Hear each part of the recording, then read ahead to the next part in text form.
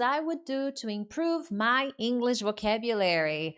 Watch this video until the end because I know you're going to learn really practical ideas to help you improve your English vocabulary. And the first thing you need to understand is that you need a reality check, okay? I don't know who you are and how long you've been studying English, but if you're trying to become more advanced, I know you feel frustrated when you study a new word and you forget the word. 2 days, 3 days later, the word completely disappears. It is annoying, it is frustrating, but we need a reality check before anything else. What is that supposed to mean? It doesn't matter how many words you study, how often you study, how many times you repeat that word, you will inevitably forget. You will not remember everything you study, so it doesn't matter how many times you try or the approaches. This is going to happen. It is, I'm afraid, inevitable. But this is not a bad thing. That's why I said reality check. This is actually quite natural, okay? Make sure to subscribe, by the way. Our brain is designed to forget. That's how the brain works. I'm not a doctor, and I don't want to be extremely technical here, but when we are bringing new memories to the brain, there's a process. And in this process, we have a kind of delete, step-by-step process that happens all the time on autopilot. So that's why I said it is inevitable. And here, what basically, really basically, okay, that's a basic explanation. Our brain filters every piece of information that gets to your memory. And it'll only save, it'll only store the things that you learned that have an emotional connection or proven use. Without these two factors, a strong emotional connection and a proven use, your brain will easily forget that word. Priscilla, what do you mean by an emotional connection? When I am studying an expression or a phrasal verb or an idiom or a new adjective, what is my go-to action? Do I simply go on a dictionary or artificial intelligence and find the explanation or the translation? Is that all I do? Find the translation or an explanation? Or do I create an example? Priscilla, I create an example. That's good. That's a good start. So, to create the emotional connection, what is the example about? Mary was depressed. Who is Mary? What connection does she have with my life? How is she connected to my life? So that's the emotional connection. When I associate my examples, my phrases to things that have happened in my life or things that are interesting for me, things that I do relate to, that's when the brain understands, oh, this is important. She's talking about her favorite sport and she's using this expression. Interesting. That is connected to the second point I mentioned. Use. You're actually using it and connecting with the emotional aspect. So the reality check is you will forget, it happens, and then we learn that to make the brain remember more, save more, we need the emotional connection and proven use. With that in mind, what is the first tip that I would like to share with you? The first thing that I want to mention here is, let me go to the next slide, a weekly recall moment. And I will explain. It's just a fancy word for review. You need to review, recall. You need to have a moment every week to review. However, considering the introduction of this video and coming to terms, accepting the fact you will not remember everything, you still need a better weekly review process. Just because, okay, I understand, you will forget, it's inevitable, you still need a good review process. But that moment should challenge you. It shouldn't be too easy. It shouldn't be like I was studying this morning and oh, and then I wrote the definitions. I started to write some examples. That's good. But when I sit down to review this, it can't simply be, oh, okay, the boarded up, all right, that's good. I read the examples. Very good, Priscilla. Good job. Star for you. No, that's not enough. I need a boost. I need a challenge. I need to get my brain's attention again. So you're going to create in your review moment, your recall moment every week, written and oral examples. And the two ones should be different and connected to your life. So I was recording tomorrow's video. Tomorrow's video will not be live. Today, right now is live, but tomorrow's video will not be live. And I was recording a video where I'm talking about the book, the thing that I'm going to talk about tomorrow. And then I reviewed the adjective astounded, which means surprised. And then I created an example with the word astounded. When I review the example that I wrote, the definition of astounded, I will create a new example by writing and by speaking. And these two new examples I create should be connected to my life to create the connection, the emotional connection, and show to my lazy brain that I'm using it. Not just to talk about a stupid book example. No, something more important. I'm using it to talk about my life. That's the most important thing in tip number 1. Everything you do must have the emotional connection when you're using the example.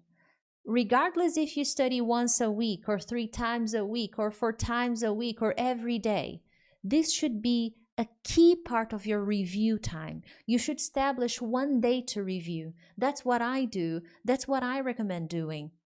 So you learned, Priscilla, but I learned many words. I learned like 50 words on that week. Should I review all of them and create a written example and an oral example to all of them? It depends. I'm not focusing on quantity. I am more concerned about quality. Learning those 50 words is great. Good for you. Props to you. Nevertheless, are they really relevant? So with that in mind, on your review day, pick your top 10, pick your top 5, pick your top 3, and review those. You don't need to review the 50 words you studied, but pick your favorites. Pick the ones that get your attention, that you can create more examples that are really connected to your life. That's my recommendation. Going to tip number 2, read inspiring content and study it. Let me exemplify that, okay? Because I was studying this morning and I read this book last year, okay? Every now and then I go back to this book because I really enjoy the language, okay? First and foremost, it's in English. I enjoy the language. I enjoy the author's communication style. I enjoy his choice of words. And I also enjoy the content because it's really inspiring. That's why the thing that I would do at this moment if I were trying to boost my vocabulary would be this: read inspiring content. And I'm afraid that inspiring content will not be found everywhere, okay, or anywhere. You have to be precise. You have to be picky with the options available. So I recommend buying good books from good authors, whether you're interested in coaching, personal development, emotional intelligence, psychology, business, technology. You pick the subject, but read from inspiring authors and learn the language they use, the communication style they use, the repetition of expressions and phrases and words, phrases that connect ideas. Start to study their pattern of communication. If you're trying to advance your communication skills, This would be a wonderful way to go. For instance, this author here, Morgan Housel, I'm not sure I am pronouncing his last name correctly, but Morgan is okay. Morgan is right. He uses really interesting language. That's why whenever I want to study vocabulary, I read some pages of his books because I have his other book. I read some pages of his book and then I go over the expressions. I follow a kind of a protocol, okay? I don't simply read the page. I write a summary. Okay, what is a summary? Let's say I read one page, okay? Done. I read the page. So I'm going to write about 60 to 80 words describing what I learned. What is the information? Capture the key ideas. You're not supposed to write everything again, just the main ideas. The next step would be to give my opinion. And when I am giving my opinion, still writing, I can do this by speaking and by writing. But because I want to improve my vocabulary, I will do a lot of writing because writing helps a lot with memorization. I write my opinion, and while I am writing my opinion, I try to pick some words that he used in the material, that he used in the text. That's the key point here. I pick some keywords, some phrases, maybe an expression or a different verb, and I try to insert while I am sharing my opinion. And then I move on to reflection. What can I learn from this? What information can I bring to my life? How can I apply this to my life? That's why tip number 2 is connected to inspiration. Read inspiring content and study it, because that's where you're going to learn more advanced repertoire to make you sound more polished, whether you just desire to sound more advanced or because you work for an international company, you're trying to impress your manager, your director, get the job, impress your family members. So regardless of the goal, this would be an interesting approach. The next step would obviously be to create your own examples. And here you're doing active recall because you're writing, you're describing the information you learned, then you're talking about the information you learned. And the more you do this practice, the more you are improving your memorization, your memory process. All in all, guys, and I will talk about this in tomorrow's video. If you're trying to improve your memory, if you're trying to remember words, if you're trying to improve your communication, we are going to have to resort to old school traditions. And when I say traditions, I mean simple strategies that technology is taking away. And don't get me wrong, I absolutely love technology. I'm very keen on technology. But with that being said, we need to be careful because the use of technology is taking away important tasks that we should be doing if we want to improve our memory. That's my main point here, okay? Let's continue. That's a very important thing, okay? And I forgot to say this, but I do this with my students. In my academy, for example, in every module, they have to read something. They have to talk about what they read or what they listened. They have to share their opinion. They have to create examples with the advanced words they study because I want to make them use what they see, what they hear, what they read. And they are always in contact,